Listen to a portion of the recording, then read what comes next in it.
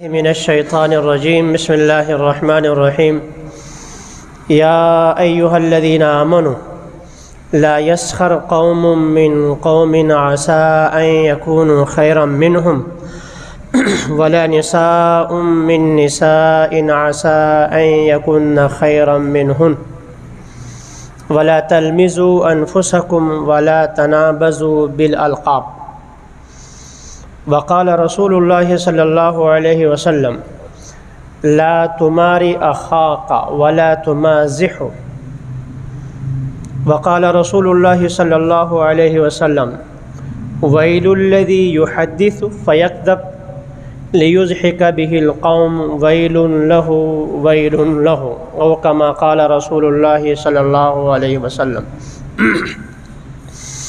صدق الله مولانا العظيم وصدق رسوله النبي الأمي الكريم ونحن على ذلك لمن الشاهدين والشاكرين والحمد لله رب العالمین۔ گرامی قدر سامعین، محترم بزرگ اور دوستوں، گزشتہ کئی ہفتوں سے ایک موضوع چل رہا ہے کہ آپس میں انسان اچھے طریقے سے رہے، اختلافات سے بچے۔ وہ اسباب جن سے آپس میں بگاڑ پیدا ہوتے، آپس میں اختلاف پیدا ہوتے، وہ اسباب کیا ہیں اور ان کا علاج کیا ہے کہ ان سے کیسے بچا جائے۔ بیماری معلوم ہو تو علاج ممکن ہے، بیماری ہی معلوم نہ ہو تو علاج کیا ہوا۔ تو آج اس سلسلے کا شاید آخری ہی جمعہ ہوگا۔ اللہ تعالیٰ مجھے صحیح بیان کرنے اور میرا آپ سب کو عمل کی توفیق نصیب فرمائے، ان برائیوں سے بچنے کی توفیق نصیب فرمائے، آپس میں محبت اتحاد سے رہنے کی۔ جیسے پچھلے جمعہ عرض کیا تھا کہ مقولہ ہے مشہور کہ تعاشروا کالاخوان تعاملوا کالاجانب، معاملہ تو بالکل اجنبی کی طرح پائی پائی کا حساب لو، صاف ستھرا ہو، لیکن آپس میں رہنا، معاشرت آپس میں بالکل بھائیوں جیسی ہو۔ تو ساتھ یہ عرض کیا تھا کہ آپس کے معاملات صاف نہ ہونے کی وجہ سے ایک سبب یہ ہے کہ بھائیوں کے درمیان اختلافات کی وجہ، گھریلو میں اختلافات کی وجہ یہ ہے گھر میں ملکیت واضح نہیں ہوتی، یہ چیز اس کا مالک کون ہے نہیں معلوم۔ بیٹا باپ کے ساتھ کاروبار میں شریک ہے، بھائی بھائی کے ساتھ شریک ہے، تو واضح ہونی چاہیے اس کی حیثیت کیا ہے۔ یہ گزشتہ جو میں عرض کیا تھا۔ آج جو میں نے حدیث آپ کے سامنے پڑھی ہے اس میں دو چیزوں کا ذکر ہے۔ آپ صلی اللہ علیہ وسلم نے ارشاد فرمایا لا تماری اخاک ولا تمازحه۔ ظاہری ترجمہ اس کا یہ ہے لا تماری اخاک، اپنے بھائی سے جھگڑا مت کرو، بحث مباحثہ مت کرو، ولا تمازحه، ان سے مذاق مت کرو۔ پہلا جملہ لا تماری اخاک سے متعلق بہت مختصر عرض کیے دیتا ہوں، اور پھر لا تمازح مزاح سے متعلق انشاءاللہ اللہ نے چاہا تو عرض کروں گا۔ لا تماری اخاک، اپنے بھائی کے ساتھ جھگڑا مت کرو۔ تمہاری کا لفظ صرف جھگڑے کے لیے استعمال نہیں ہوتا، یہ ایک بہت وسیع ہے۔ عربی زبان کے الفاظ بہت چھوٹے مختصر، معنی پھیلا ہوا، اور پھر محمد مصطفیٰ صلی اللہ علیہ وسلم کو خود فرمان ہے، فرمایا کہ مجھے جو سابقہ انبیاء علیہ الصلوۃ والسلام پر فضیلت حاصل ہے ان میں سے ایک یہ ہے کہ اوتیت جوامع الکلم، مجھے جوامع الکلم عطا کیا گیا ہے۔ بات اتنی سی اور معنی کا سمندر، جس کو کہا جاتا ہے کہ دریا بکوزہ، سمندر کو دو کوزے میں لوٹے میں بند کرنا، یہ اگر 100% کسی پر صادق آ رہا ہے تو محمد مصطفیٰ صلی اللہ علیہ وسلم، ایک ایک جملہ اس پر جو ہے علم کا سمندر جمع ہوتا۔ تو من جمل انسی میں ایک لفظ ہے لا تماری اخاک، اپنے بھائی کے ساتھ جو ہے الجھو مت۔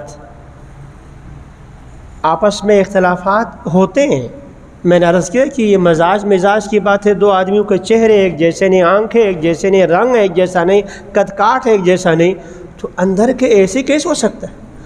اور اسی اختلاف کے اندر اللہ تعالیٰ نے حسن رکھا ہے۔ گھر میں آپ کھانا بناتے ہیں، گوشت پکائیں تو صرف گوشت ہی پکانے سے سالن بنتا ہے؟ نہیں بنتا، اس میں آپ نے پیاز بھی ڈالنا ہے، اس کی اپنی حیثیت، ٹماٹر ہے اس کی اپنی حیثیت، نمک اس کی اپنی حیثیت، ہر ایک کو مقدار میں. اگر آپ 1 کلو گوشت ہے تو آپ کہنے 1 کلو گوشت ہے تو آدھا کلو میں ذرا نمک ڈال لوں, پھر سالن بنے گا وہ. تو گول جس حساب سے ہے اسی حساب سے ہی اچھا ہونا چاہیے. اس میں اگر اونچ نیچ ہو جائے, اعتدال نہ رہے, کم ہے نمک تو بھی نہیں, زیادہ ہے تو بھی نہیں, تو وہی جب اعتدال کے ساتھ ہو تو وہ سالن کہلاتا ہے. 5 انگلیاں اللہ تعالیٰ نے پیدا فرمائی. اب یہ انگوٹھا کہہ دے تم چھوٹی سی ہو, سارے میری طرح انگوٹھے بن جائیں موٹے موٹے, کیا کام ہو جائے گا؟ نہیں. جو کام اس چھوٹی انگلی کا ہے اس کا نہیں, جو اس کا ہے وہ اس کا نہیں, جو اس کا ہے اس کا نہیں. یہ سب مل جاتے ہیں تو یہ ہاتھ ہے, بازو ہے, یہ مکہ ہے.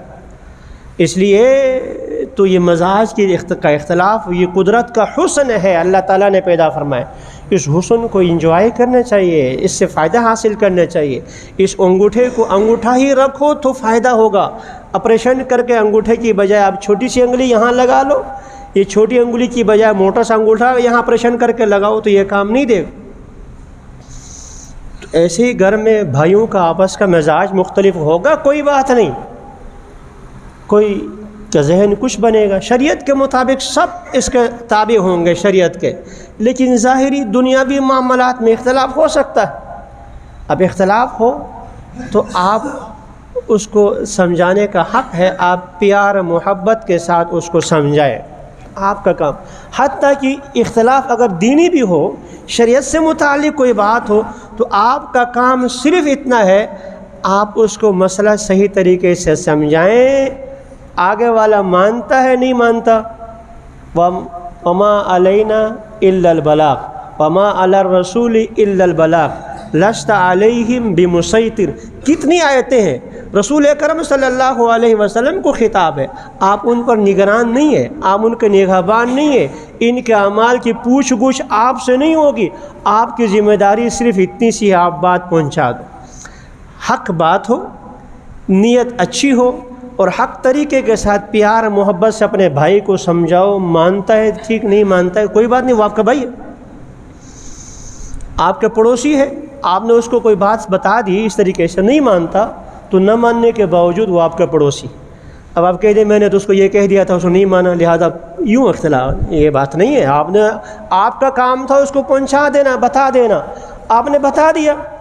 تو مسائل میں خصوصیت کے ساتھ شرعی مسئلہ میں الجھنے والی بات ہی کوئی نہیں, آپ کا کام. اب میں یہاں پر مسئلہ بیان کر رہا ہوں, کر لیا. اب کتنی دفعہ میں کہہ دیتا ہوں بھائی جمعے میں تشریف لاؤ تو خطبے میں یوں آ جاؤ, آگے نہیں آؤ, کندھے پھلانگ کر نہیں آؤ. حالانکہ اس میں حقوق العباد کی بات ہوتی ہے. بعد میں وہ ساتھی مجھ سے شکایت کرتے ہیں, مفتی صاحب وہ کندھے پھلانگ کر جو آگے سے آ رہا تھا. کہتے ہیں مجھے, آپ ہی میں سے کئی ساتھی کہتے ہیں ایسے ہی کرتے, بعد میں آنے والے آپ کے کندھے پھلانگ کر آتے ہیں اور وہ برا کرتے ہیں. تو میں اس کو ڈانٹتا نہیں ہوں, میں نرمی سے سمجھا دیتا ہوں. نہیں مانتا پھر بھی میرا نماز ہے, نہیں مانتا پھر بھی مسلمان, وہ کافر نہیں ہوا. تو ہمارا کام نرمی سے پیار محبت سے سمجھانا ہے. تو اللہ کے نبی صلی اللہ علیہ وسلم یہی فرماتے ہیں, لا تماری اخاکا, اپنے بھائی سے الجھو نہیں. بات کرنا ہے نرمی سے کر لو. یہ جہاں اپنی رائے دوسرے پر یوں مسلط کر دی جائے, اختلاف یہاں سے ہوتا. یہاں ایک گھر کے افراد دو, کسی کا سیاسی ذہن ان کی طرف ہوگا, دوسرے کا ان کی طرف ہوگا. کسی کا جو ہے فلاں کے حساب سے ذہن ان کی طرف ہوگا, دوسرے کا ان کی طرف ہوگا. بھئی آپ کا کام ہے, آپ اگر اس کو حق سمجھتے ہیں, ٹھیک سمجھتے ہیں, تو آپ نرمی سے پیار محبت سے دلیل سے اس سے سمجھا دیں. سمجھ میں آ جائے تو فبہا و نعمت, نہ آ جائے پھر بھی وہ آپ کا بھائی ہے. سمجھ میں نہ آئے پھر بھی وہ آپ کا بھائی ہے. تو حدیث کا پہلا جملہ یہ تھا کہ آپس میں الجھو نہیں. بس مختصراً اس کا خلاصہ یہ ہے کہ چاہے وہ ظاہری دنیاوی اعتبار سے ذہنی اختلاف ہو, دو بھائیوں میں, دو قوموں میں, دو پڑوسیوں میں, یا جو ہے شرعی مسئلے کا اختلاف ہو, نرمی سے آپ نے اس کو بات اچھے انداز سے بھائی کو سمجھا دیا, مان لیا سبحان اللہ, نہ مان لے تو اب الجھنے کی ضرورت نہیں ہے, آپ کا کام پورا ہو گیا. دوسرا جملہ رسول اکرم صلی اللہ علیہ وسلم نے ارشاد فرمایا, ولا تمازحوا, مذاق مت اڑاؤ. یہ ہے مصیبت. انسان کو جو ہے کبھی سر میں درد ہوتا ہے, تو یہ بیماری سر میں درد کوئی بیماری نہیں ہے. وہ بیماری کس وجہ سے ہے؟ بلڈ پریشر کی وجہ سے سر میں درد ہو, زیادہ ہونے کے سے. بلڈ پریشر لو ہو جائے تو بھی سر میں درد ہے, قبض ہے تو بھی سر میں درد ہے، نیند پوری نہیں ہوئی سو سر میں درد ہے۔ تو یہ تو ایک ظاہری علامت ہے، بیماری تو کوئی اور چیز ہے نا، بیماری تو کوئی اور ہے۔ تو جب انسان کسی کا مذاق اڑاتا ہے تو یہ مذاق بیماری نہیں ہے، یہ تو اندر مافز جو کچھ ہے اس کا اظہار ہو رہا ہے۔ وہ بیماریاں دو ہوتی ہیں، ایک کبر، اپنے آپ کو بڑا سمجھنا، اور ایک یہ ہے کہ دوسرے کو حقیر سمجھنا۔ یہ چیزیں ہیں جن کی وجہ سے انسان دوسرے کا مذاق اڑاتا ہے۔ یاد رکھنا، ایک ہے مزاح کرنا، مذاق کرنا، ایک ہے مذاق اڑانا، دونوں میں فرق ہے۔ مزاح شریعت کی روح سے نہ صرف جائز ہے، اگر نیت ٹھیک ہو تو رسول اکرم صلی اللہ علیہ وسلم کی سنت ہے، لیکن اس کے اندر بنیادی 3 شرطیں ہیں۔ نمبر 1، جھوٹ نہ ہو، کسی سے مذاق کرنی ہو تو جھوٹی بات نہ ہو۔ ہاں کنایے کی بات ہو سکتی ہے، جیسے رسول اکرم صلی اللہ علیہ وسلم کے مذاق کی باتیں ابھی آ رہی ہیں، انشاءاللہ میں عرض کروں گا، تو بات کوئی جو ہے ذو معنی لفظ استعمال کیا جائے، لیکن صراحتاً جھوٹ مذاق میں بھی اس کی اجازت نہیں ہے، ایک۔ نمبر 2، آگے والے کو حقیر سمجھ کر اس کی اجازت نہیں ہے مذاق میں، 2۔ تیسری یہ کہ آگے والے کی دل آزاری نہ ہو، حقیر آپ نہ بھی سمجھے لیکن آگے والے کی دل آزاری ہو رہی ہے۔ یہ 3 بنیادی علماء نے اور بھی لکھی ہیں، لیکن بنیادی 3 شرطیں ہیں مذاق کرنے کی۔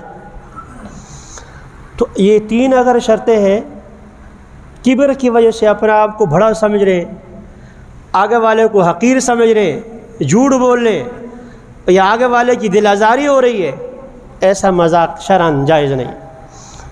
رسول اکرم صلی اللہ علیہ وسلم نے مزاح کیا ہے، صحابہ کرام نے آپس میں مذاق کیا ہے، ان کو دیکھ لیں۔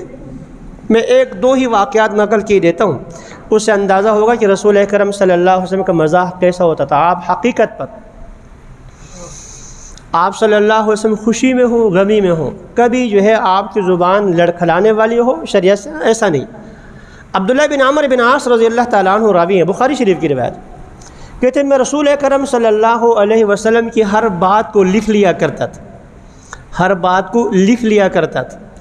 قریش کے کچھ سرداروں نے مجھ سے کہا آپ حضور کی ہر بات مت لکھا کرو، حضور بھی انسان ہے ہماری طرح، کبھی آپ غصے ہوتے ہیں، کبھی آپ خوشی میں ہوتے ہیں، ہاں جو آپ دینی بات ہے آپ ارشاد فرما لیا کریں، وہ تو لکھ لیا کرو، نوٹ کر لیا کرو، ٹھیک ہے، لیکن باقی ساری باتیں مت لکھا کرو۔ تو میں نے لکھنا چھوڑ دیا۔ آپ صلی اللہ علیہ وسلم نے دیکھ لیا کہ پہلے تو میں لکھ لیا کرتا تھا، نوٹ کیا کرتا تھا، اب نہیں۔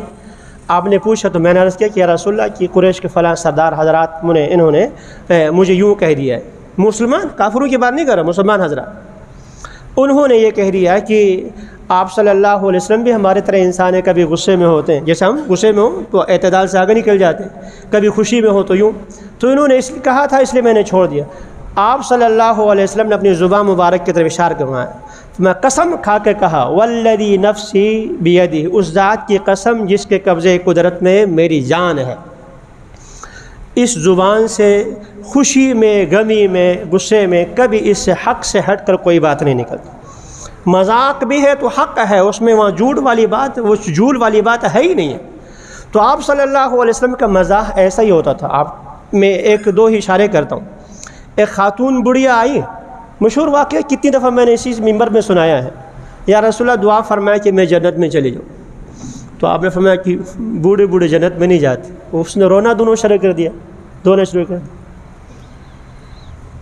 تو آپ نے پھر انہیں سمجھایا کہ آپ جب جوان جنت جاؤ گے تو بوڑھاپے کی حالت میں نہیں، جوان بن کر جاؤ گے۔ تو بات تو آپ نے صحیح فرمائی تھی۔ یہاں بہت سے لوگ اعتراض بھی کرتے ہیں، نعوذ باللہ۔ رسول اکرم صلی اللہ علیہ وسلم کی ایک حدیث ہے، 2 حدیثیں پڑھتا ہوں۔ ایک ہے الحسن والحسین سیدا شباب اہل الجنہ، حسن اور حسین جنت کے نوجوانوں کے سردار، صحیح حدیث ہے۔ الحسن والحسین سیدا شباب اہل الجنہ، جنت کے نوجوانوں کے سردار ہیں۔ کون؟ حضرت حسن، حضرت حسین رضی اللہ تعالی عنہما۔ اور ہمارا یہ عقیدہ ہے، یہ ہمارا عقیدہ ہے۔ اور دوسری حدیث ہے، آپ نے فرمایا ابو بکر و عمر سیدا کہول اہل الجنہ، ابو بکر اور عمر جنت کے بوڑھوں کے سردار۔ یہ بھی حدیث درست ہے۔ تو جو لوگ صحابہ کرام کے مخالف ہیں، جو لوگ صحابہ کرام کے مخالفت کرنے والے ہیں، ان سے بغض رکھنے والے ہیں، ان سے دشمنی کرنے والے ہیں، وہ کہتے ہیں جنت میں تو بوڑھے جائیں گے ہی نہیں، سارے کے سارے جنت میں جوان ہوں گے، لہذا ابوبکر عمر کہاں ہوں گے، وہ وہاں تو سارے جنت ہوں گے، لہذا یہ حدیث ہی جھوٹی ہے، نعوذ باللہ من ذالک۔ آپ نے دیکھا نہیں کہ انہوں نے دھوکہ کہاں سے دے دیا کہ جنت میں جانے والے سارے کے سارے جوان ہوں گے، تو جوانوں کے سردار تو حسن حسین ہوں گے، تو لکھ دیا حدیث میں آ گیا، تو ابوبکر اور عمر بوڑھوں کے سردار ہوں گے، تو یہ بوڑھے تو جنت میں جائیں گے ہی نہیں، لہذا یہ حدیث ہی جھوٹی، نعوذ باللہ، یہ کہہ دیا۔ اصل حدیث سے نہیں ہے، اصل انہیں تو بغض ان سے ہے جو حضور کے ساتھ روزے معاش بھی آرام فرما رہے۔ حدیث کا معنی تو یہ تھا جو لوگ نوجوانی میں شہید ہو جائیں، فوت ہو جائیں، جنہیں موت جوانی میں آ جائے، قیامت میں ان کے سردار حسن حسین ہوں گے رضی اللہ تعالیٰ عنہما۔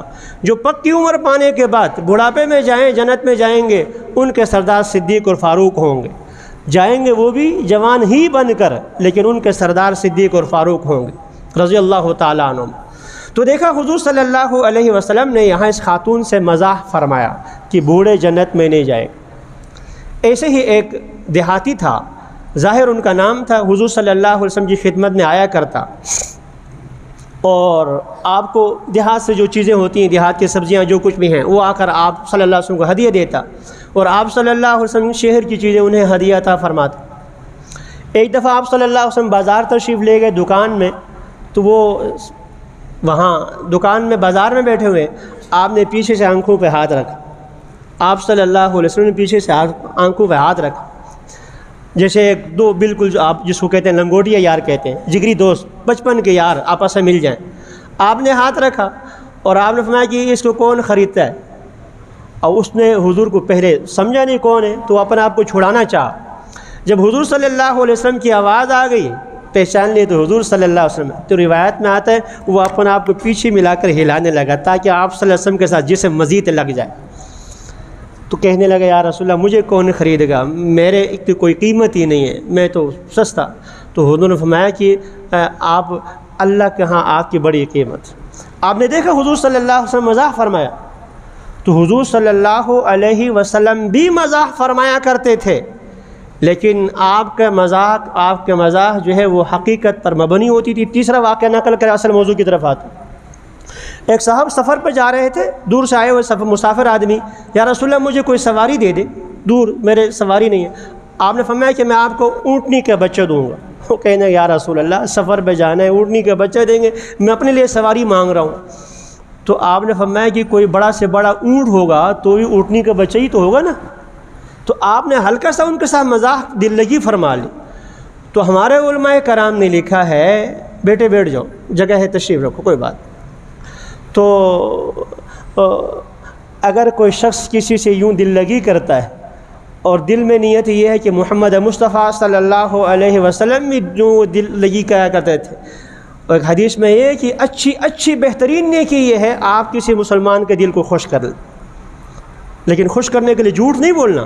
اگلی روایت اور آ رہی ہے سختی والی، تو آپ کسی سے یوں کر لیں تو یہ سنت پر عمل کرنے کا ثواب ہوگا، لیکن جھوٹے قصے کہانیاں، جھوٹے لطیفے سنا کر جو ہے، ابو داؤد شریف کی حدیث ہے، ویل ہلاکت ہے للذی، اس شخص کے لیے یحدث جو باتیں بناتا ہے، فیکذب جھوٹی خبریں سناتا ہے، لیضحک بہ القوم تاکہ لوگوں کو ہنسائے، ویل لہ تباہی ہے، بربادی ہے، تباہی ہے، بربادی۔ آج ایک دوسرے کے خلاف لطیفے سارے کے سارے جو ہے وہ بیوقوفوں والے اٹھا کر پٹھانوں کے ذمہ لگا لیتے ہیں، اور بے حیائی والے اٹھا کر پنجابیوں کے ذمہ لگاتے ہیں، یہ ان کے مذاق اڑاتے ہیں، یہ ان کے مذاق اڑاتے ہیں۔ یا ایھا الذین آمنوا، اے ایمان والو، لا یسخر قوم من قوم عسى ان یکونوا خیرا من، کوئی قوم کسی کا مذاق مت اڑائے، ولا نساء من نساء، کوئی خاتون کسی کا کس بات پر اڑائے؟ آپ خوبصورت ہیں، دوسرے والا جو ہے وہ بدصورت ہے، ناک ٹیڑھی ہے، بہنگا، اس لیے خدا کی قسم ایسا ہے آج کل بیماریاں ایسی، اتنے حسین چہرے، ہفتہ دو ہفتہ نہیں گزرتا بیماری میں یوں حالت ہو جاتی ہے کہ یقین نہیں آتا یہ وہ والا۔ میرا ایک شاگرد اللہ کا شکر ہے ابھی ٹھیک ہے، اللہ تعالیٰ مزید صحت عافیت کے ساتھ جو ہے سلامت رکھے، آمین کہہ دیں۔ کھانا پل میں رہتا ہے، جس نے مجھے مفتی کا کورس کیا تخصص کا، نوجوان میرا شاگرد ہے تو نوجوان ہی ہوگا، میں بوڑھا ہو گیا ہوں، تو یہاں باہر تشریف لایا، السلام علیکم ملا، دو ساتھی تھے، ایک دوسرے کو میں نے پہچانے، تو وہ کہنے لگا استاد جی آپ نے پہچانے نہیں؟ دیکھا، میں نے کہا نہیں، استاد جی میں عثمان ہوں۔ میں حیران رہ گیا کہ عثمان، کہا کہ استاد جی تخصص کیا تھا؟ کینسر، بلڈ کینسر کی وجہ سے یہ سامنا۔ اب اللہ کا شکر ہے ٹھیک ہے اور مدرسے میں پڑھا رہا ہے، بالکل جو ہے ایسا کہ میں پہچان ہی نہیں، میرا شاگرد ہے، پورا سال میرے سامنے بیٹھ کر پڑھا ہے لیکن پہچان نہیں سکا۔ او بابا، کس پر آپ وہ تکبر کر رہے ہیں؟ اپنی صورت پر، اپنی مال و دولت پر۔ میں قسم کھاتا ہوں ایسے ہمارے ساتھی جاننے والے جو ماہانہ لاکھوں نہیں کروڑوں کماتے تھے، ماہانہ کروڑوں، اور اللہ کی قسم جو ہے ان کو کھانے کے لیے بھیک مانگتے ہوئے اپنے آنکھوں سے دیکھا میں، کھانے کے لیے بھیک مانگتے ہوئے اپنے آنکھوں، ماہانہ لاکھوں نہیں کروڑوں بھیک مانگتے ہوئے۔ چھوڑو یار، آپ کیا بات کرتے ہیں؟ ملک کے سب سے بڑے عہدے پر رہنے والے وزیر اعظم، پہلے والے بھی جیل میں رہے اور اب بھی جیل میں ہے یا نہیں ہے؟ بھائی ملک کے وزیر اعظم سب سے بڑا عہدہ پاکستان کا، تو پہلے وزیر اعظم بھی جیل میں رہے اور اب بھی جو ہے کہ وزیر اعظم جیل میں ہے، تو آپ کس پر آخر غرور کرتے ہیں، تکبر کرتے ہیں؟ نہ مال و دولت آپ کی دائمی ہے، نہ آپ کا حسن، آپ کی صحت آپ کی دائمی ہے، نہ آپ کا عہدہ دائمی ہے، تو دوسرے پر کیا آخر کس بات پر مذاق اڑاتے ہیں؟ کئی لوگ اپنے بھائیوں پر اس لیے اعتراض کرتے ہیں آ کر، استاد جی وہ مفتی صاحب جو ہے وہ ہمارا بھائی ہے، دوسرا کام نہیں کرتا، میں ہی کام کرتا ہوں۔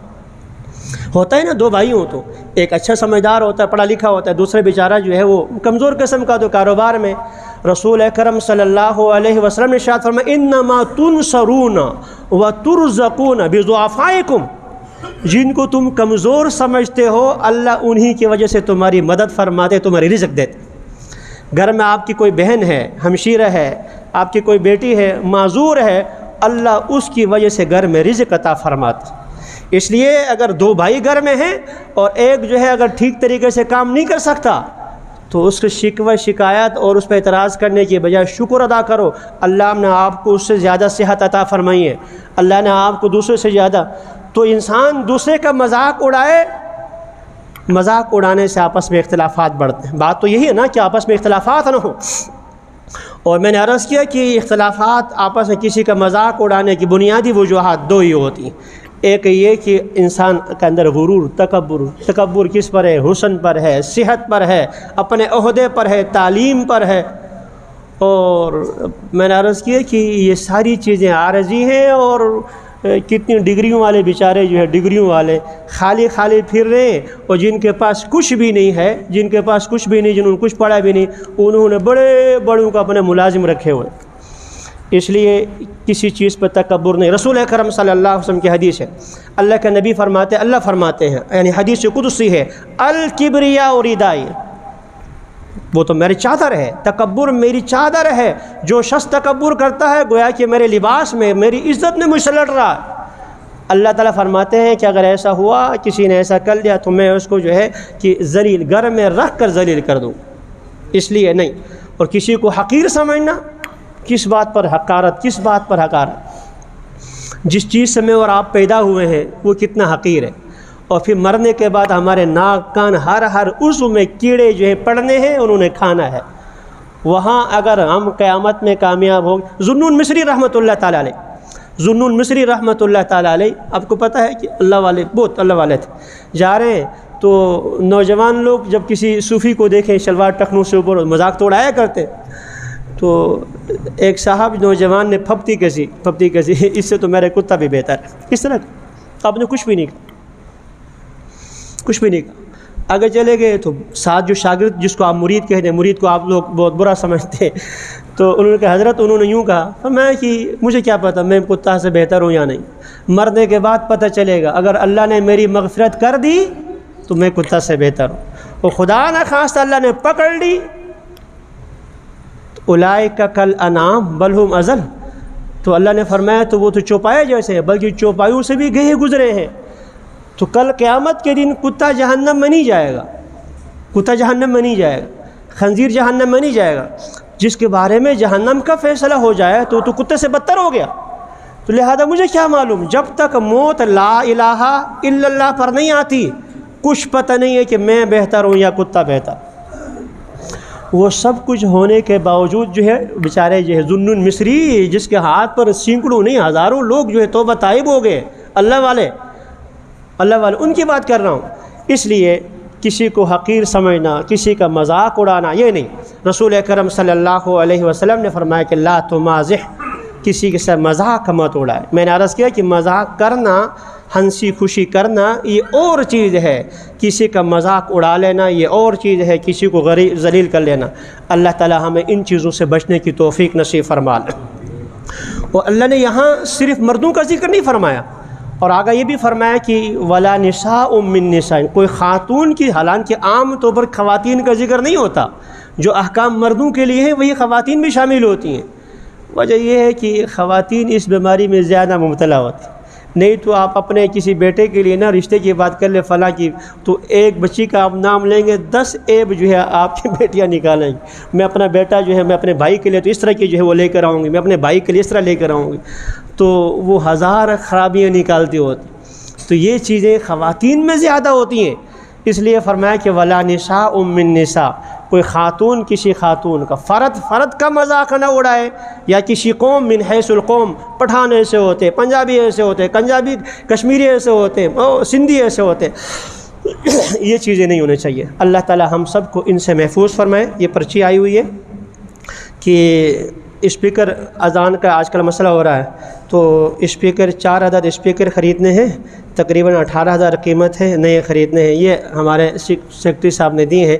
تو اللہ اکبر اللہ اکبر، ترمذی شریف کی حدیث ہے کہ جب انسان اذان کہتا ہے تو جب اذان کے کلمات جہاں جہاں پہنچتے ہیں وہاں کہاں کا ہر پتھر، ہر شجر، ہر چیز کل قیامت کے دن مؤذن کے لیے گواہی دیتی۔ کل قیامت کے دن مؤذن کے وہ گواہ بن جاتے ہیں۔ اور حدیث میں ہے کہ جو شخص 7 سال جو ہے 7 سال کے بغیر کسی دنیاوی لالچ کے اللہ کے لیے اذان دیتا ہے، اللہ تعالیٰ اس کے لیے جنت کا پروانہ عطا فرماتے ہوتے ہیں۔ اور کل قیامت کے دن مؤذنین کے جو ہے گردن اونچی ہو، تو جہاں جہاں اللہ کا نام بلند ہوتا ہے، اشہد ان لا الہ الا اللہ، اشہد ان محمد رسول اللہ، حی علی الصلاۃ، حی علی الفلاح، اس میں آپ کا پیسہ اگر لگ گیا تو اس میں میں اور آپ بھی شامل ہو جائیں گے۔ تو 18,000 تو کوئی مسئلہ ہی نہیں، اس میں اس کے لیے تو اعلان بھی نہیں کرنا چاہیے، تو کوئی ایک آدھ بھی آدمی دے سکتا ہے، کوئی مسئلہ نہیں ہے۔ تو بہرحال کہ دام در میں سخن جامعہ فاروق کراچی میں جیسے یہاں چندہ ہوتا ہے، تو ہمارے استاد جی مولانا سلیم اللہ خان صاحب رحمۃ اللہ چندہ بند کرا دی، بس نہیں کرتے۔ کوئی 5 پیسہ، اس زمانے کی 5 پیسہ ہوتا تھا، پتہ نہیں نوجوان جانتے نہیں ہیں، 5 پیسہ، 10 پیسہ، 25 پیسہ یہ پیسے ہوتے تھے۔ تو آپ نے منع فرمایا بس یہ اس کو ختم کر دیتے۔ اللہ تعالیٰ ایسے ہی چلاتا ہے۔ مدرسے جو ہے جہاں لاکھوں سلسلے خرچ ہوتے ہیں وہاں 5-10 پیسے کا کیا ہوگا؟ ابھی ہمارے مدرسے کا میسیج آیا تھا 1,28,00,000 روپے کا ہمارا مدرسہ مقروض ہے، جہاں میں پڑھا رہا ہوں 1,28,00,000۔ تو اللہ تعالیٰ چلا لیتا ہے، اس میں کیا ہے، آج نہیں تو کل اللہ برابر کر دے گا۔ تو شیخ صاحب نے بند کرا دیا کہ بس چندے جمعے کا نہ ہو۔ تو محلے والے جو ریڑھی لگانے والے تھے، محلے کے جو لوگ ریڑھی لگاتے ہیں، جو باہر مسواک بیچنے والے ہیں، انہوں نے شیخ صاحب درخواست، حضرت تو بڑے لوگ آ کر جنہوں نے 100 روپے دینا ہے، اس زمانے میں 100 روپے بڑی سی ہوتی تھی، 100 روپے دینے، 500 دینا، 1000 دینا، وہ تو آ کر دفتر میں جو ہے رسید کٹواتے ہیں۔ ہمارے پاس 500 تھوڑی ہوتا ہے، ہمارے پاس 100 روپے تھوڑے ہوتے، ہم تو 5 پیسہ 10 پیسہ دیتے ہیں، لہذا جو ہے وہ آپ نے ہمیں اس سے بھی محروم کر دیا۔ تو 5 پیسہ 10 پیسہ ہم ڈال لیا کرتے ہیں، آگے سے جو ہے چلا لیا کریں۔ اس لیے جمعے کا جو چندہ ہے نا، یہ مسجد اس کا محتاج نہیں ہے، مدرسہ اس کا محتاج نہیں ہے، لیکن یہ اطلاع ہوتی ہے کہ آپ نے اگر خیر کے کام میں خرچ کرنا ہے تو اس میں شرکت فرما لیں۔ تو اس لیے یہ سلسلہ چلتا رہتا ہے۔ آپ سے درخواست ہے آپ تعاون فرما لیں، اللہ تعالیٰ عمل کی توفیق نصیب فرما لیں۔